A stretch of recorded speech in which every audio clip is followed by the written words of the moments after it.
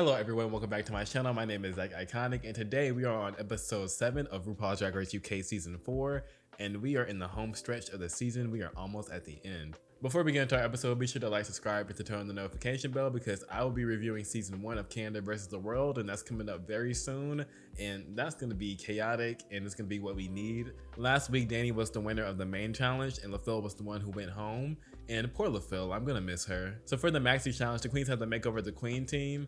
And when they come in, you can tell that the cast is actually excited to see them, and they seem like they're actually invested in this challenge. Ru pairs everybody up alphabetically, and that seems like a pretty fair way to do it. And the whole purpose of the makeover challenge is to really present that family resemblance.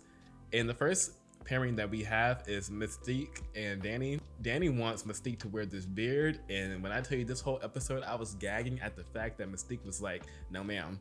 No ma'am. Mystique said, "No ma'am, I'm not wearing the beard." And I was like, oh my goodness, she really is letting Danny know she is not putting on that damn beard.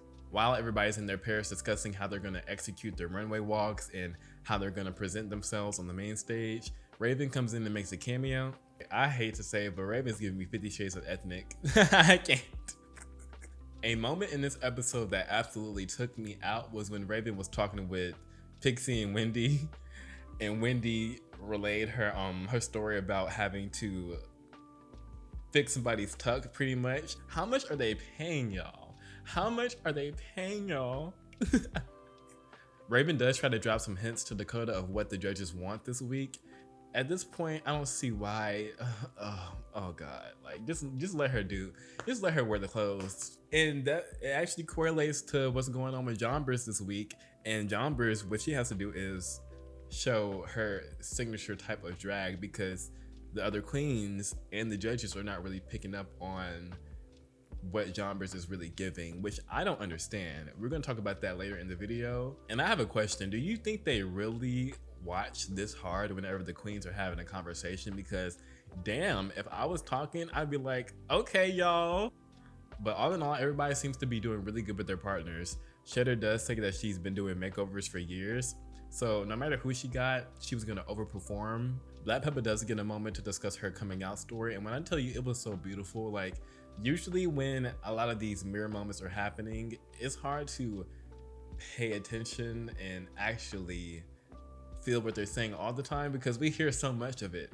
But this one was like, damn, you would never expect someone like Black Peppa to be going through so much, and that just goes to show you that you never know. Imagine having a child as talented as Black Peppa and just not rooting for them 110%. I can never comprehend that, and it just really, it moved me a little bit to hear that she was able to move out and actually go to college and get her master's degree and do what she needed to do in order to be successful, regardless of what her family thought of her. So Black Peppa, yes ma'am, yes ma'am. So we don't know what the hell happened to Rupaul. Michelle is substituting. I like the suit, I like it. And what do y'all think about Raven being on the judges panel this episode? I think that, you know, she's qualified for it. If not her, then what other drag queen would they put on the panel for this episode? The category for the week is Drag Family Realness, and the first pairing we have up is Jonbers and Olivia. I actually do not mind these looks. I'm gonna give it a serve. I thought their presentation was also really fun. Olivia's makeup is a little bit, you know, it's giving ashtrays and heartbreaks. Next up we have Pixie and Trixie. I'm gonna give these looks a serve. The outfit is not that bad. It just had a little bit of roughness to it. It was really Trixie's makeup that ends up getting Pixie in trouble in this episode because yeesh, she did look like somebody's substitute teacher. Next up we have Mizzy Mustache and Danny Beard. They look like two animated alien creatures and I love it. I love the hair. The beard actually goes really well with this. If there was no beard, I would feel like it was missing something. So the looks that Cheddar and Bree come out here with, best looks of the night. This was gorgeous as hell. This color on Cheddar, delicious. Magnificent. The fabric, it just looks so good on them, and the fact that it's different but it still maintains that resemblance in a way. I think that Cheddar had the best makeover by far. It's a serve to the skies. Next up, we have Black Peppa and Chili Peppa. The makeup is sickening. The makeup is to die for. I can't really see what's going on with this outfit. I do like it. Peppa's seems like it's too small. Maybe it's just me, but the outfits are a swerve. But this makeup, oh yes, Peppa did that. The final pair is Dakota and Lucy. The judges were upset that Dakota put checker print with this peach color. I live for it though, like black and white goes with any color. Sure, this runway is the same vibe that Dakota has been giving for the past couple weeks, but it works. It works. She looks so damn amazing. It was hard to pay attention to Lucy's look. It was decent, but Dakota, yeah, she is giving. So there's only 6 queens this week, so everybody's getting critiqued. Jonbers, Peppa, Pixie, and Dakota are in trouble. The judges do not really feel their makeovers. However, Danny and Cheddar, they blew it out the water. At this point, you're probably looking at your 2 front runners for the crown. The judges didn't really get the family resemblance between Jonbers and Olivia. I can understand what they're talking about, but at the same time, I'm like, what do you expect? Do you want them to wear the same exact thing? Because then it would be too similar. I think that even though it's just 2 black and white outfits, their presentation was what really tied it together. But you know, I love me some Jonbers, so I'm a step for my girl. They do eat Pixie up because it was rough around the edges. Raven does comment on Trixie's padding and how it was done. They also, they pretty much roast Pixie on how she did Trixie's makeup. Even Trixie says, yeah, I look way older than I do out of drag. And once Trixie said that, I was like, yep, Pixie's gonna be lip syncing. With Black Peppa, they just found her to be way too minimalistic as far as the outfit. And it's like, okay, she had this one off week as far as her outfit, but other than that, she's been doing stellar. So all she has to do is just wear something fantastic next week to make up for this, because yeah, they were not feeling her. The judges also critique Dakota very hard because she is giving the same type of style that she's been presenting, and Michelle just wants her to reach deeper and show a different side of herself. It's Dakota. Just let her slay. Just let Dakota slay.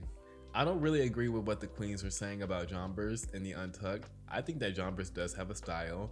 It's like borderline camp, you know, it's gonna give you a little fashion, a little this, a little that. You know, not everybody has to have like a thing that they're gonna do every single time in order for them to have like a particular style. So I think that Jonbers does not need to worry about what people think. And that's what she says in this Untucked, because when I tell you she was reading, Jonbers was reading. Waiting for everybody's placements for this episode was very dramatic because this top 6 is solid. Like, it could have gone either way, but Cheddar does win her 2nd challenge in a row. Danny and Cheddar, they're secured.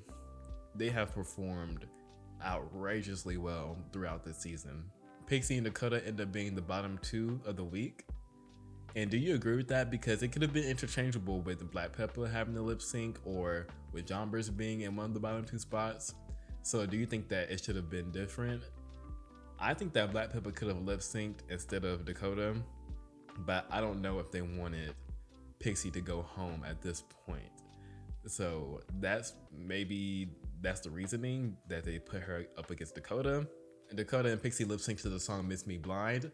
And when I tell you, the highlight of this was the queens in the back. Like, I was cackling.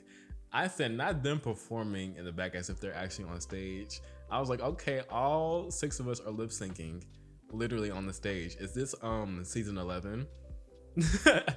Because everybody was lip syncing. So I thought that was entertaining. This lip sync was the most even one of the season. If they wanted to do a double Shantae, they could have. Just because nobody really did better than the other one. I thought that Dakota did well. I thought that Pixie was doing well. However, Pixie is announced to be the winner of the lip sync, and Dakota sachets away. Not Dakota having to sachet away.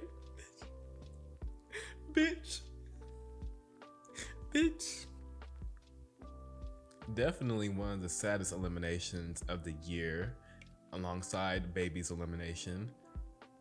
Like, damn, they really sent the girl packing.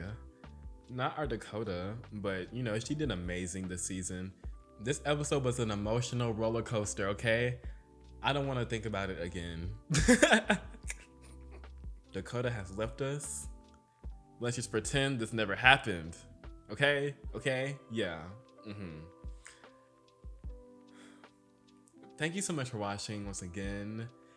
If you have not subscribed, please be sure to do so. This season is coming to an end. Canada versus the world is coming upon us. If you want to check out my other videos, please do that as well. So thank you so much for watching and supporting once again. I will see you in the next video.